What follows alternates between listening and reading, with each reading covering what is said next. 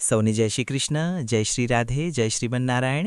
હું આચાર્ય રાકેશ શર્મા આપ સૌના મંગલની કામના કરું છું. આશા રાખું છું કે તમે બધા સ્વસ્થ હશો, આનંદમાં હશો. ઠાકોરજી પાસે મારી એટલી જ પ્રાર્થના છે. સજ્જનો, આજનો વિડીયો, આજનો કાર્યક્રમ ખૂબ જ ખાસ છે. તે તમામ દર્શકો માટે, તમામ લોકો માટે જેમની વૃષભ રાશિ છે. આજનો વિડીયો વૃષભ રાશિવાળાઓ માટે એટલો ખાસ છે કારણ કે આજના વિડીયોમાં આપણે વાત કરવા જઈ રહ્યા છીએ કે માર્ચનો મહિનો કયા પ્રકારનો રહેવાનો છે વૃષભ રાશિવાળાઓ માટે. ખૂબ જ સુંદર રાજયોગનું નિર્માણ માર્ચના મહિનામાં થઈ રહ્યું છે વૃષભ રાશિવાળાઓ માટે. તો શું ખાસ તેમના માટે નિર્માણ થઈ રહ્યું છે? સૌપ્રથમ તમારો ચાર્ટ આગળ લગાડેલો છે. વૃષભ રાશિના ચાર્ટ તરફ જુઓ અને સૌપ્રથમ આપણે આ સમજી લઈએ કે તમારી કુંડળીના કયા ભાવમાં કયા ગ્રહો ગોચર કરી રહ્યા છે. જુઓ, વૃષભ રાશિ તમારી કુંડળીના સેકન્ડ હાઉસમાં એટલે કે ધન ભાવમાં દેવગુરુ બૃહસ્પતિ ગોચર કરી રહ્યા છે. કેતુ તમારી કુંડળીના ચતુર્થ ભાવમાં એટલે કે ચોથા ઘરમાં ગોચર કરી રહ્યા છે. આ સાથે સાથે રાહુ, સૂર્ય, મંગળ, બુધ એક સાથે 4 ગ્રહોની યુતિ કુંડળીના દશમ ભાવમાં ખૂબ જ સુંદર રાજયોગનું નિર્માણ કરી રહી છે. શનિ અને શુક્ર એક સાથે કુંડળીના એકાદશ ભાવમાં એટલે કે 11મા હાઉસમાં લાભ ભાવમાં એક સાથે ગોચર કરી રહ્યા છે. ઓવરઓલ ગ્રહોની સ્થિતિ આ છે. સૌપ્રથમ આપણે વાત કરી લઈએ સ્વાસ્થ્ય સાથે સંબંધિત.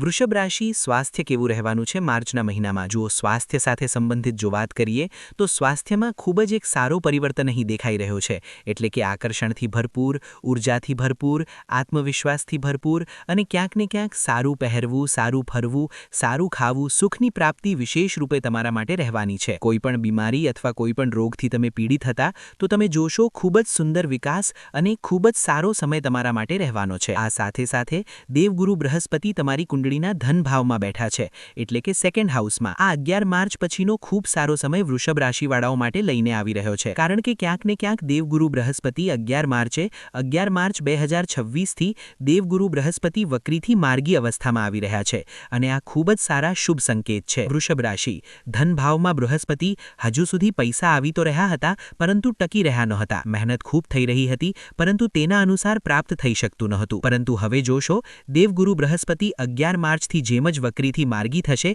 તેમ જ ધન કમાશો, પણ ધન એકત્રિત પણ થશે અને પરિવારમાં ખૂબ જ સુંદર વાતાવરણ તમારા માટે ક્યાંક ને ક્યાંક સ્થાપિત થશે. ક્યાંક ને ક્યાંક આધ્યાત્મિક યાત્રાઓ જોડાઈ શકે છે. આધ્યાત્મિક યાત્રાઓ પર જઈ શકો છો અને આધ્યાત્મ પણ એટલે કે પૂજા પાઠ સાથે સંબંધિત પણ તમારા ઘરમાં કોઈ પ્રકારનું શુભ કાર્ય બનતું દેખાઈ રહ્યું છે. કેતુની યુતિ કુંડળીના 4th હાઉસમાં બની રહી છે.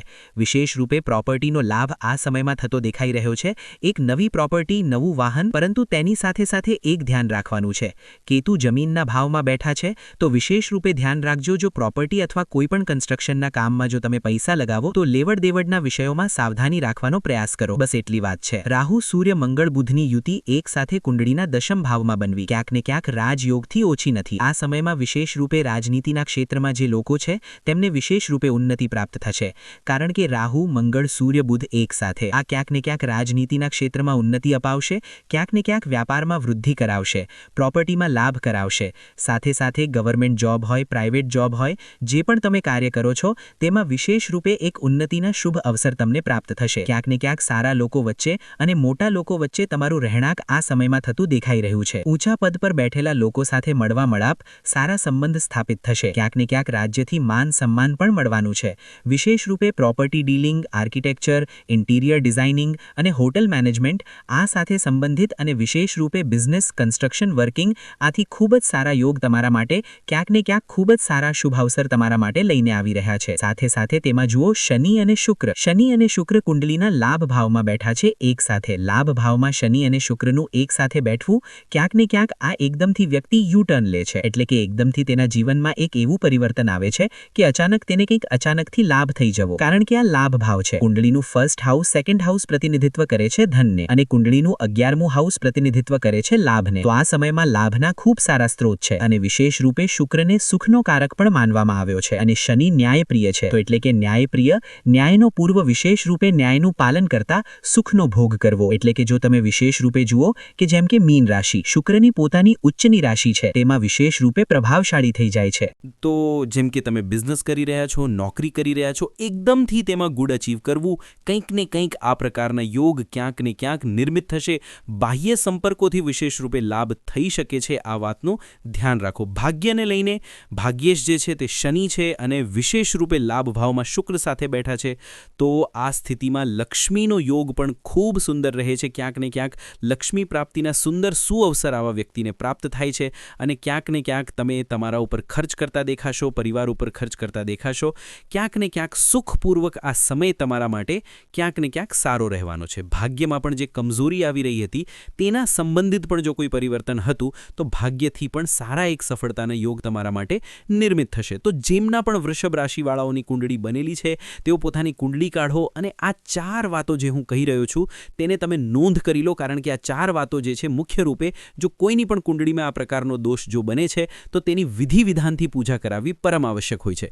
સૌથી પહેલો દોષ તમે તમારી કુંડળીમાં જુઓ કે ગુરુ અને રાહુ એક સાથે કુંડળીમાં જો બેઠા હોય તો તેને ગુરુ ચાંડાલ દોષ કહે છે. બીજું તમે આ જુઓ કે તમારી કુંડળીમાં સૂર્ય રાહુ એક સાથે તો નથી બેઠા, કારણ કે તેને સૂર્યગ્રહણ દોષ કહે છે. ત્રીજું તમે જુઓ કે તમારી કુંડળીમાં ચંદ્રમા રાહુ એક સાથે તો નથી બેઠા, કારણ કે તેને ચંદ્રગ્રહણ દોષ કહે છે. અને ચોથું તમે જુઓ કે તમારી કુંડળીમાં રાહુ કેતુના એક તરફ બધા ગ્રહ તો નથી બેઠા, કારણ કે તેને પૂર્ણકાળ સર્પ દોષ કહેવામાં આવે છે. આ ચારેય દોષોમાંથી એક પણ દોષ જો તમારી કુંડળીમાં બની રહ્યો છે તો તેની વિધિ વિધાનથી પૂજા કરાવવી પરમ આવશ્યક હોય છે. અંતમાં 2 ઉપાયની વાત કરી લઈએ, ખૂબ અનિવાર્ય છે. વૃષભ રાશિ પ્રતિદિન ભગવાન શિવને જળ અર્પિત કરો, તેમનો રુદ્રાભિષેક કરો. શક્ય હોય તો સોમવારના દિવસે દૂધ, દહીં, મધ, ઘી, ખાંડ, પંચામૃતથી ભગવાન શિવને જરૂર સ્નાન કરાવો. બીજો ઉપાય શુક્રવારના દિવસે, કારણ કે તમારી રાશિના સ્વામી શુક્ર વૃષ તુલાધેક શુક્રદેવ બને છે, તો શુક્રવારના દિવસેમાં ભગવતી પરમ જગદંબાને લાલ પુષ્પ, શૃંગાર, ચુન્ની, ભોગ, આરતી આ બધું અર્પિત કરી શકો છો. આશા રાખું છું મારી વાત તમને સમજમાં આવી હશે. ત્યાં સુધી માટે જોડાયેલા રહો મિત્રો. મળું છું નેક્સ્ટ વિડીયોમાં. જય શ્રી કૃષ્ણ, જય શ્રી રાધે.